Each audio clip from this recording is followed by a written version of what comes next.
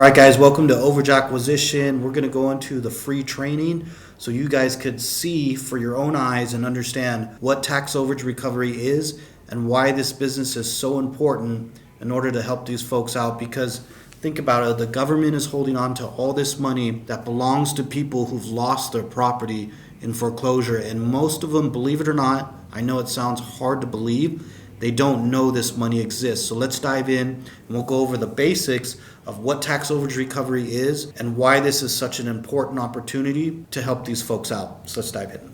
So what is tax overage recovery? So let's say Tom owes $10,000 in property taxes, right? And his home is foreclosed on because he doesn't pay those back taxes. Well, what will happen is the county or the treasurer tax collector's office will come in and they'll place a lien on that property. And that lien states that a certain amount of back taxes need to be paid in order to become in good standing. Now, if those back taxes are still not paid, what will happen is the county will come in through the tax lien and they will place the property on an auction block, okay? And investors will come in and they will bid on this property. And what happens is the highest bidder will receive the property. Now, once the back taxes are paid back from the sale of that property, so let's say the back taxes were $10,000 and the property sold for $100,000, that additional $90,000, the difference between the sale price and the tax liability, is called the overage. And we come in and we help the claimant recover this money because, believe it or not, a lot of these people do not even know this money exists. And I know what you're asking. You're like, well, Grant, how do they don't know it exists? Well, the county is real quiet about this money being generated, and it sits in a trust account earning interest, waiting to be claimed. And they do very little to nothing to let these people know that their money is sitting there. So let's recap. You owe $10,000 in property tax. You don't pay it for whatever reason. The county will come in, or the tax collector's office, and they'll place a tax lien on the property.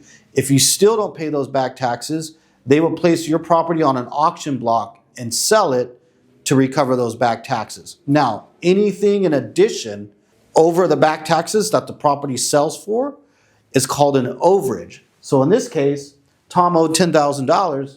His property sold for $100,000. That difference is $90,000. And that money, believe it or not, sits in a trust account with the county waiting for the claimant or the prior homeowner at this point, because Tom no longer owns the property because he lost it at a tax sale.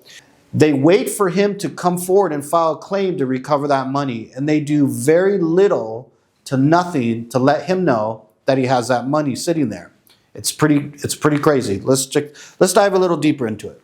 So here's a visual diagram of how the process plays out. So if you have a homeowner here who comes past due in their property taxes, they don't pay it for whatever reason, a tax lien is placed on the property.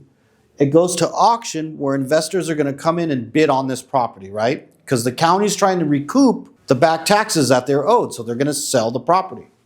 Then once it's sold, once the back taxes are paid back, for example, the $10,000 in our Tom demonstration, anything in addition to that is called an overage. So if the back taxes were $10,000 and the property sells for $100,000, that $90,000 difference is called an overage. And that money sits with the county waiting for the prior homeowner to come forward and claim it. And the county, believe it or not, the tax collector, county, which are one of the same thing, so does very little to nothing to let these people know they have this money sitting here. And that's where our firm comes in, and we do massive audits of these databases, including auctions and county databases. And we reach out to these people and we let them know that they have this money sitting here, and we help them file a claim. And I know what you're asking. You're probably asking, well, Grant, why doesn't the county do something and let them know that they have this money sitting there? Well, there's a good reason for it. And the reason is if the prior homeowner does not come forward and file a claim for these funds, they will be forfeited to the county or the state in which the auction was held in. So think about that. The equity you built in your home, if you do not file a claim with specific documentation, that equity you built in your home, even though you owed past due taxes, is gone. They get to keep it. It's terrible.